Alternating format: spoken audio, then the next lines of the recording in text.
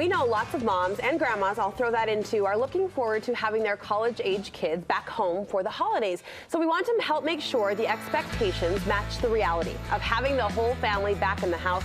Dr. Tom Golightly, a psychologist at Brigham Young University, is joining me with some advice. It's great to have you. Thanks. So moms are excited. Students are eager to come home. I'll say that. So why anticipate the bumps?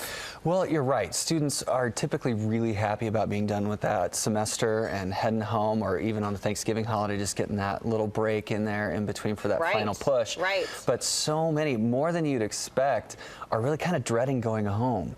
And some of that is, I've changed. Ouch, I know. That's an ouch to hear. The mom's heart just cringes. And they're excited again for the vacation, for the break, but they're worried about their parents kind of over-structuring the visit. And so I've been on my own for a while. I've made my own decisions. I've got this wonderful schedule that I'm keeping that's fine with me, but might not gel so much with what the schedule's like at home. So we need to anticipate those emotions. First off, we're zeroing in on moms with college kids, but really the advice you're about to share could work, I think, for any family dynamic with people coming home into the space that aren't usually part of that zone, right? Exactly. I mean, visitors for the holidays, they kind of show up and they want to feel like it's their home. Yeah. And at times, sure, you want to have that, but it might be good to have some advanced conversation a little bit. Conversation number one, talk about expectations. Yes. So what is it that you feel like is absolutely necessary? So what are the non-negotiables? You know, we have a big family thing on Christmas Eve,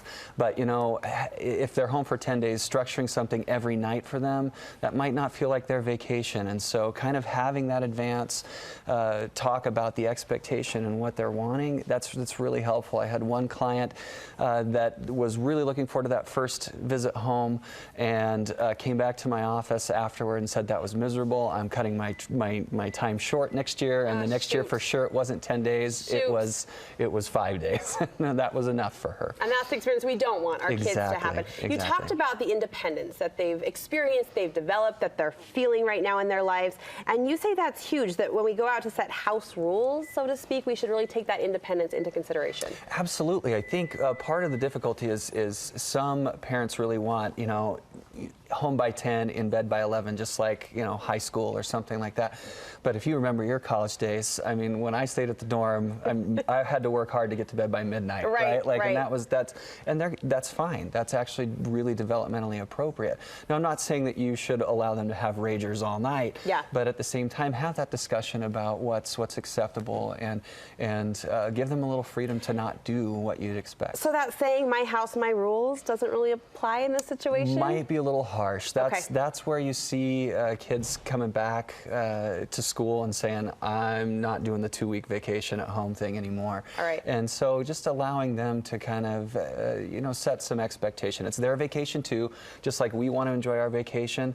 That's their time to kind of let loose a little bit and do some things that they want to do. Well, and it is tempting for moms to overschedule. You talked about the family events, the parties, the traditions, and you say maybe dial back and allow for that free time. Yeah, have some of those things that are maybe a little more important to the family. Like I said, Christmas Eve, but you know, the normal big family Christmas party at Aunt Mary's that we do every year, maybe we kind of let that one go. But there are some things that we have that are non-negotiable, and it's fine to talk about that beforehand and have that expectation. And to be honest, most students are going to be fine. They know that there are 3 or 4 family things throughout that are going to be really important to go to, but then they can let go of the others. You want to make the point that you can't expect them to fall back into those old patterns. We've talked about the activity side. I'd like to pick your brain on the relationship side. Like, what if we don't, should we be concerned if we don't feel that old relationship, so to speak, click the second they walk through the door? No, you shouldn't really be concerned. They've been doing their own thing, making their own decisions, having their own interaction style, and trying new interaction styles out, which is totally developmentally appropriate. And if we try to over-control that, they tend to push a little stronger against that and kind of get more stuck in that. If we kind of roll with it, you can give observations. I wouldn't make a judgmental comment, but an observation of, wow, this is a little different.